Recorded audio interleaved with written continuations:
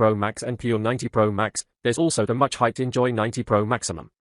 I'm really curious, could the Enjoy 90 Pro Max be a youth version of the Mate 80 Pro Max? What exactly did Huawei do right with this budget-friendly phone? Both Pro Max models have a centrally located large circular deco, and both feature a star ring design. These days, you really can't judge a budget phone or a flagship phone by the size of its deco. The deco actually only has one lens, a 5kW 1.56-inch RYYB sensor, an AI camera, and no OS. The other three are decorative, an infrared sensor and a flash. Regarding the main camera, how big is the difference between these two phones? Aside from the inability to add watermarks at the top and bottom, for everyday daytime snapshots. This is sufficient for manufacturers to ensure basic touchscreen stability, but the lack of image stabilization is a bit of a disappointment. In terms of size, both Pro Max and Enjoy are very similar. The Enjoy is 6.84 inches and the Mate is 6.9 inches.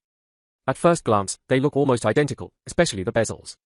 It's surprising that a phone costing just over 1,000 yuan doesn't have a significant difference from one costing 8,000 to 9,000 yuan. Upon closer inspection, the bezels are slightly wider on the Enjoy 80 Pro Maximum. This proves that the appearance deserves praise for a phone in this price range. Both have 1.5K resolution and a 124Hz high refresh rate. The Mate 80 Pro Max, being a near flagship, has the advantage of a dual-layer OLED screen, making it the strongest in its class in terms of brightness and speed. So, looking at the Enjoy 90 Pro Max, it's surprisingly strong. Comparing it to offline models shows the true value of this screen. Manual maximum 760Hz. The Mate 80 Pro Max can reach around 1,500Hz and 1,000Hz and 2,200Hz respectively. It's not only bright but also long-lasting, and its eye protection is also stronger than before.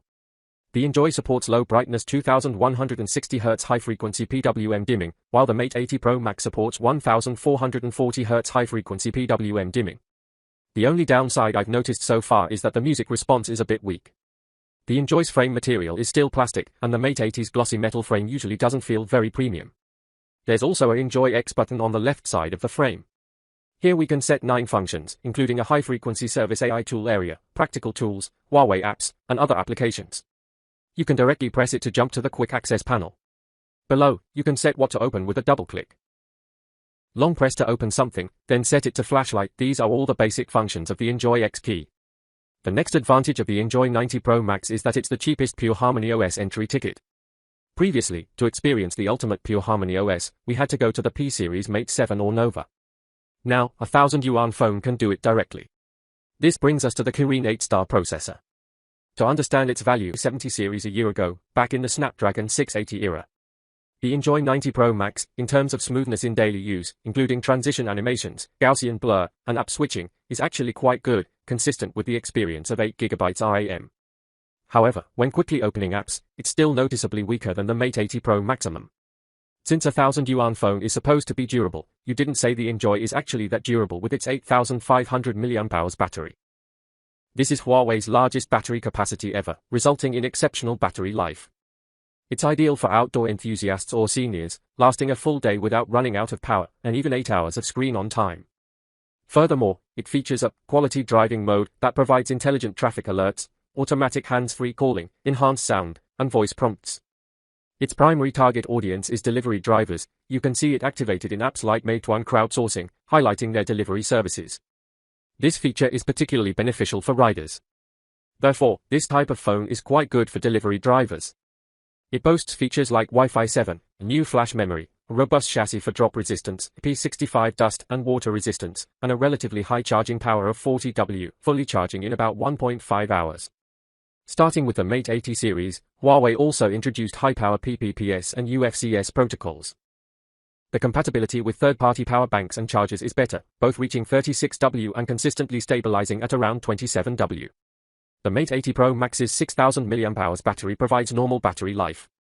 That concludes our discussion of the best-selling Mate 90 Pro Maximum.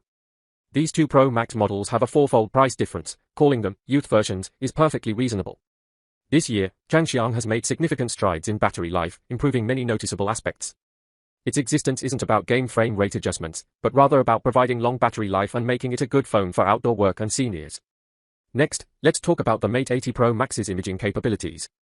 If your main phone is a Huawei and you want to capture cinematic moments like in Pocket, check out Huawei's ecosystem collaboration with film and television. We recently tested the Flow 2 Pro, which is my favorite phone stabilizer. Huawei now allows for direct connection via NFC tap. When shooting with the native camera, you can also remotely adjust the gimbal angle using a Huawei watch. The Flow 2 Pro can utilize all of Huawei's native lenses across all focal lengths, producing stable and high-definition footage, whether wide-angle or telephoto. Especially with this year's Mate 80 Pro Max, significant improvements have been made to shooting on the Great Wall. Even with large-scale movement, the Flow 2 Pro remains very stable. Shooting dynamic footage alone is extremely convenient and efficient. The app also supports multi-person tracking, ensuring that two people remain in the frame even when multiple people are in the shot. Essentially, the Fold 2 Pro is a stabilizer, quad stick, tripod, power bank, quad lens camera, AI tracker, bike starter, and remote control. When folded, it's quite compact, perfectly adequate for travel or social media shooting, even with the TackerFit 80 Pro Max. The biggest impression I got from HarmonyOS 2.0 on the Mate 80 series was the color consistency across multiple focal lengths, the 4x and 6.2x dual telephoto macro zoom, the color grading that enhanced the photos with its stylization, and the smooth video zoom. These points clearly demonstrate the Mate 80 Pro Max's strength in imaging. Finally, let's talk about sound quality. This is the first time I've seen a phone manufacturer offer 3 audio experiences: sound enjoyment, comfort enjoyment, and trust enjoyment, each corresponding to a different level of tactile feedback. In fact, the most extreme sound effect definitely delivers the strongest vibration. Huawei deserves praise for making this option available. Okay, that concludes my review of these two Pro Max phones.